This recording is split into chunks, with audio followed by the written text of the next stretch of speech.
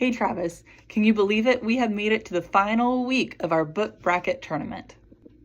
Last week you voted on the top 4 books by listening to their summaries, and you voted on which 2 you thought should make it to the finals, and I'm ready to tell you who those 2 are. The 2 books in our first competition were The Yellow Bus and Bubbles Up.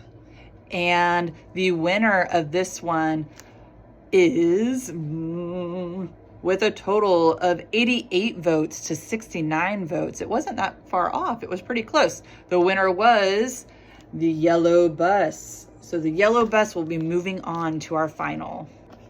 Our second competition was between Shay Bob and 100 Mighty Dragons, all named Broccoli. And this one was also a pretty close competition.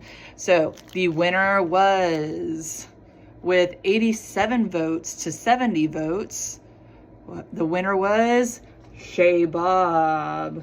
All right, so our final competition is going to be between The Yellow Bus and Shay Bob. So we've looked at the covers of the books, we've read the summaries of the books, and this week we finally get to read the books. So your vote this week is going to be on which book you think really is the best. So we're going to start off with reading The Yellow Bus. All right, let's listen to it. There we have The Yellow Bus. And there you can see it's like a map of the city, and you can see the yellow bus is right there.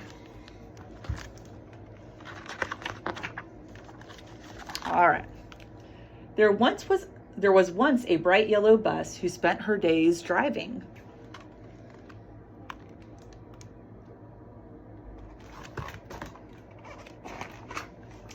Every morning they climbed in. Pitter patter, giggle, giggle, patter.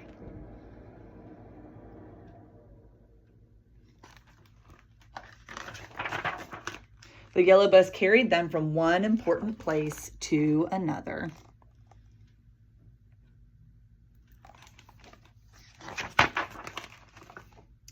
And they filled her with joy.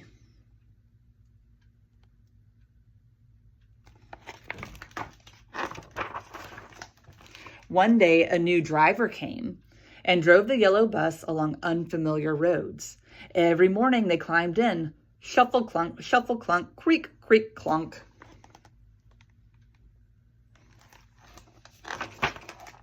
The yellow bus carried them from one important place to another.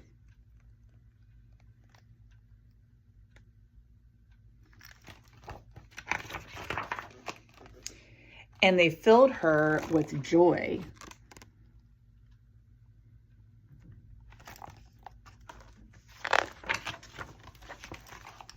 After a long time, someone new came and drove the yellow bus into the city. She parked her in a quiet spot, walked away, and never returned. Nobody climbed in. The yellow bus didn't drive from one important place to another. No pitter, patter, giggles, shuffles, creaks, or clunks.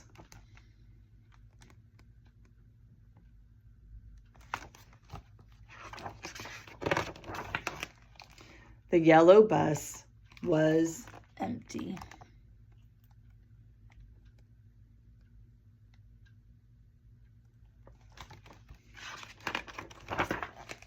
Until one cold night, they climbed in. Rustle, bump, burr, burr, bump, and huddled together. The yellow bus didn't carry them from one important place to another, yet every night, with hushed noises and soft voices, they climbed in.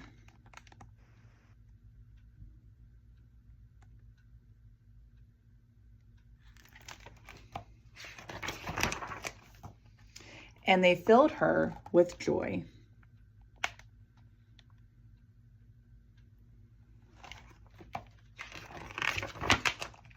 Early one morning, a truck arrived and towed the yellow bus through the city, across a bridge, into the country, along rolling hills, and down onto a farm nestled deep in a valley.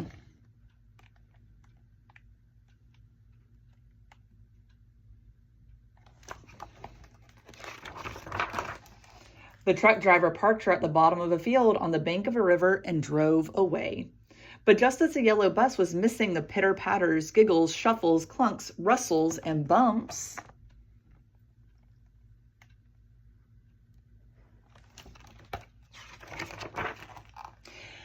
they climbed in. Clip, clop, ma, clop. The yellow bus didn't carry them from one important place to another, and still they filled her with joy.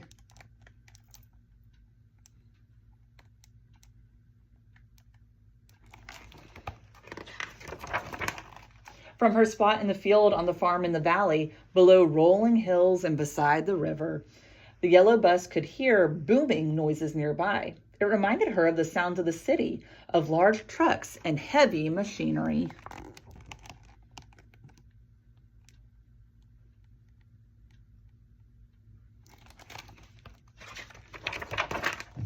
Then all at once, the loud noises stopped.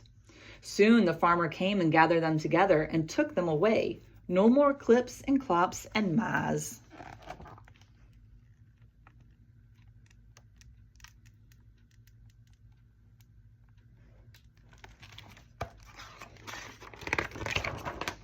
The farm was quiet, and so was the yellow bus. Gradually, from around the bend, the river began to swell and rise.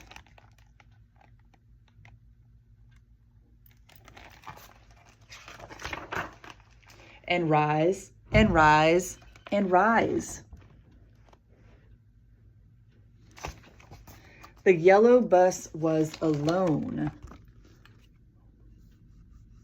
until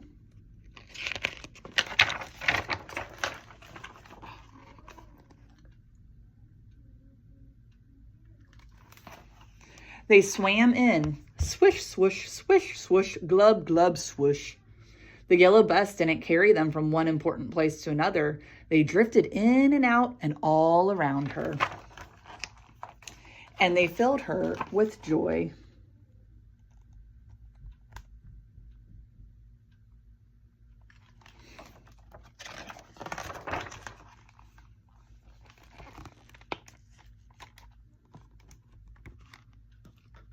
You see that little yellow spot? There's the bus.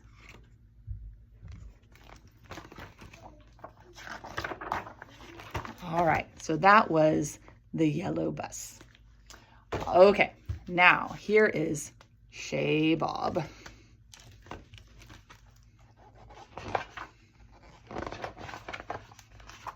Bob worked very hard at being lazy.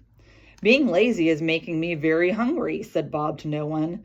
Maybe if I ask nicely, a bird will fly in my mouth and down into my belly.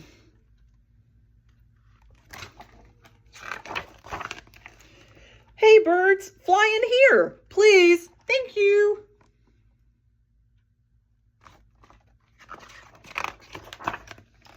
No, but I said please and thank you, said Bob.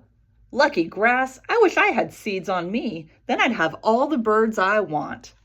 Wait, that's it. I will open a birdseed restaurant on my nose. Birds will come to eat, but I will eat the birds. I will sell my super smart idea to other lazy alligators. I will be rich and famous and great. I will have diamond teeth and a solid gold hat. I will be full of yummy, yummy birds. Bob opened Shay Bob the very next day. Welcome to Shay Bob, which is a real restaurant and not a trick. Let's see, I will have the birdseed, said the bird, pointing his wing at the only thing on the menu. Good choice, said Bob. Bob seasoned his seed with all his favorite spices so his customers would taste extra yummy.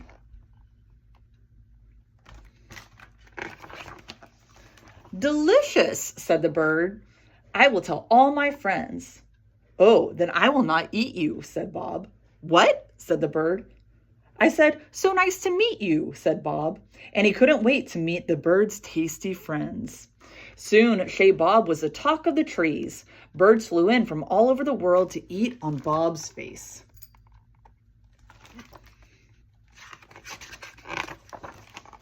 It wasn't long before a little town sprang up around Bob. The birds built a school, a library, a little park, and an extensive public transportation system. That's weird since birds can fly, thought Bob.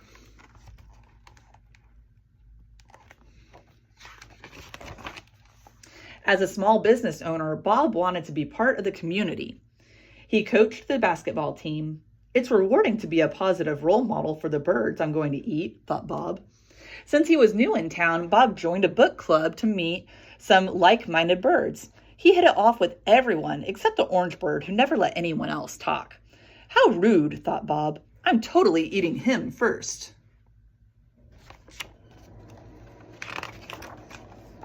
Bob treated his best customers to a sunset dinner cruise to thank them for their patronage.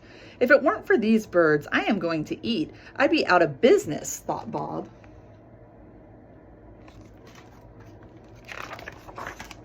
That night, the birds stayed up way past their bedtime, chirping about the fun they had with Bob all day.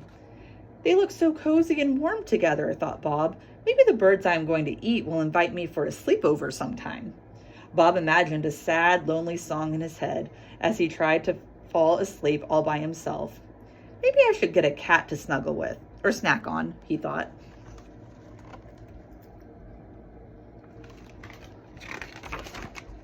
The next morning, Bob was excited to see the birds. Hey guys, I went for a walk this morning and picked some pretty flowers for your nests. Oh, and guess what? I think I saw a turtle. Cool, right? But before they got to hear more about the cool turtle, the sky turned dark and... Hee-rack! Oh my goodness, a storm! Shouted Bob. Quick, everyone fly into my mouth for safety. The startled little birds swarmed into Bob's gaping jaws to escape the storm. Now is my chance to eat the birds, thought Bob. I cannot wait to see the looks on their beaks when they check out my diamond teeth and solid gold hat. They will be jealous and amazed.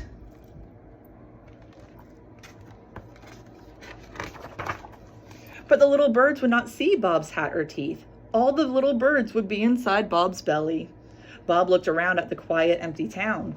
A solid gold hat seemed kind of silly now. Diamond teeth didn't seem so cool anymore.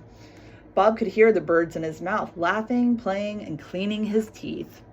Bob knew what he had to do. Yay! Bob saved us! Cheered the birds that Bob probably was not going to eat. I don't think hero is too strong a word, do you? Asked Bob. And a hero deserves a super secret hero surprise, said a bird who was very excited. Follow us.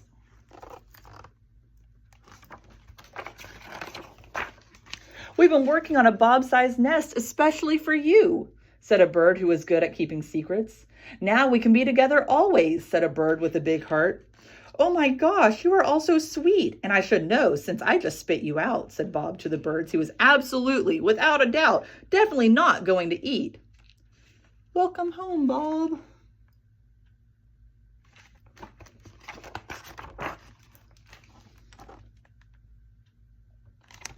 All right. Y'all have picked two completely different books to choose from. So you're going to fill out that Google form, and now you're going to decide who is going to be our book bracket champion. And I'll let you know next week who it is. All right, bye.